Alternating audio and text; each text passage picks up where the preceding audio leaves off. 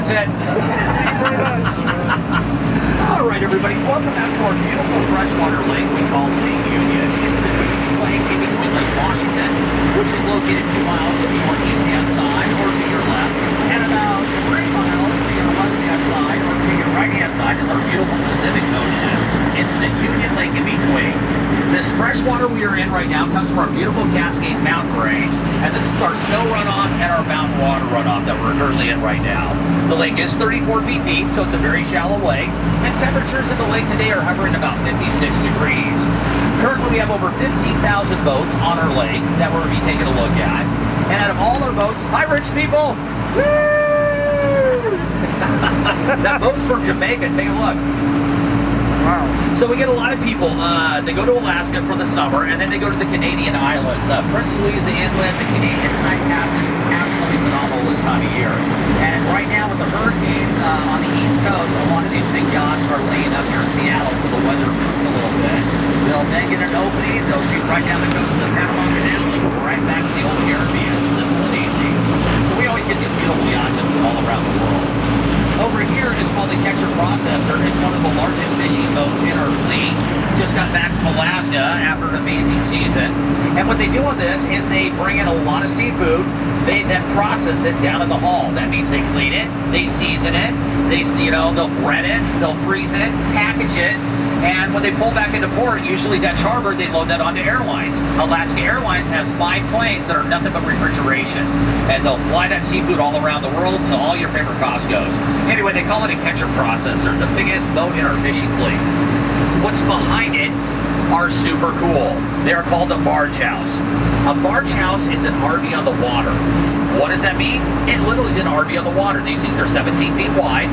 They're about 20 to 80 feet long. The average square footage of these houses are about 500 to 800 square feet of living space, and they fit perfectly into a boat slip. That's what makes them popular.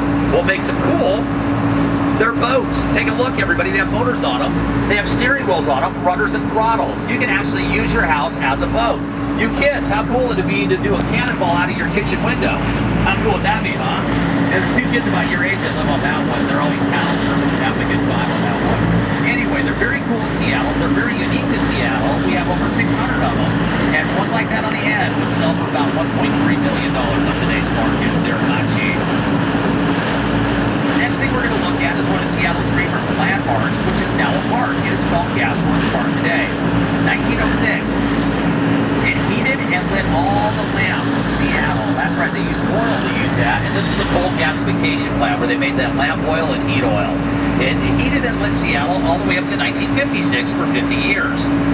When it had a little fire, they decided to close down the doors and not reopen it. And during that time is when natural gas was introduced to us in the United States. It was cleaner, it was cheaper, much better source.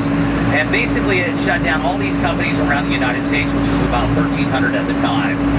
Seattle knew they wanted to do something really cool with this, and what they decided to do with it is instead of yanking down all these old gas pipes, they left them up and called it artwork. They actually thought that looked like a husband and wife to the left, their 4 kids right there, and there was their family dog off to the right.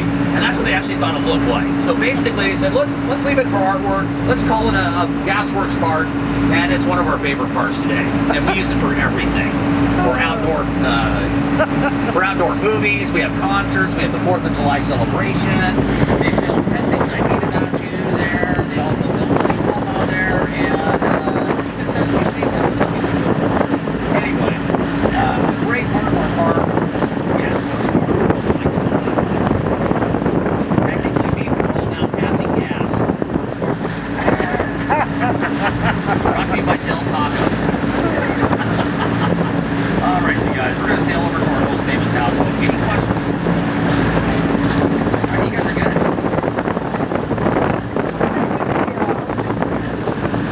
Good question up here from San Francisco.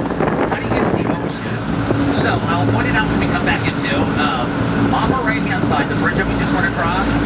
Underneath that is called the Fremont Cut. That's a man-made dredge they did in 1916, and that goes about 1.5 miles into Salmon Bay, which is the ship's terminal. That's what they call Salmon Bay right there. Salmon cutting gathers, they cut it on the ocean. Right there is Redford, and that's where the locks are. There's these lock chambers that separate the saltwater from the freshwater. There's an awesome tour of the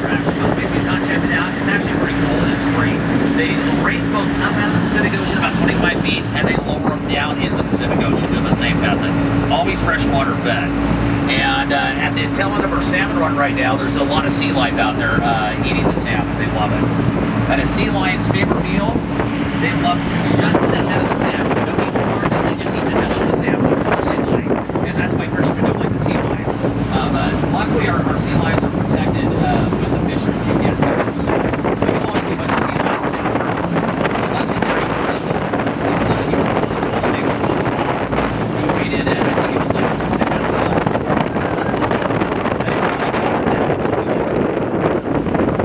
They loaded the commercial up. They tripped them. They loaded them up in a van, and they took them to California. And I'm not kidding when I tell you, they dumped them off of that sea lion beach there in the beach. 2 days later, Herschel was back in Seattle. Today, he made it back to the coast. Can you believe that? They go, there he is, he's back. He's back eating salmon again. All right. Yeah, so just right down there.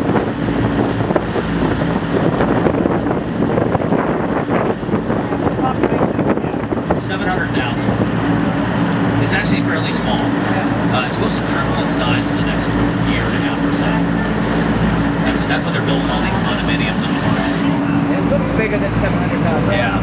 Everybody lives on the outskirts, but downtown, you'll see at night, it's quiet. Everybody else is like, what happened to everybody? They're gone. All right, you guys, you're hearing it, the Sleepless in Seattle theme song. And that is where they filmed the movie. Which house is it? It's the one. See the orange kayaks? Or kind of like butterscotch colored orange. It's the houseboat to the left. It's a 2-story, kind of sage green, tannish colored house with a slanted shingled roof. That is your Sleepless in Seattle houseboat.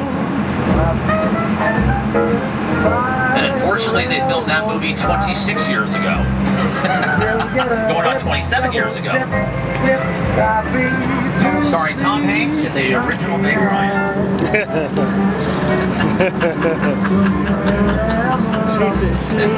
So they're going to come back on Botch this year. She ain't the same. I like that Botch show, actually. It's good. Anyway, I know she looks a little different. She's a sweetheart. I know. Anyway, that's where they filmed the movie. The owners of that T-Mobile, president of T-Mobile owns that, based here in Seattle. And wow, get your cameras out, everybody. There is probably the last patch of blue skies you're going to see for 8 months. That is a very rare sighting right now, by the way. Yeah. A patch of blue skies. I love it. All right. The Emerald City is called the Emerald City due to our skyscrapers with the reflective mirrored windows that reflect off the emerald green landscape. That's why they call it the Emerald City. And I always tell people you better get a picture of this part of town because in about a year, Amazon's going to own it all and you'll probably have to pay them to take a picture of it.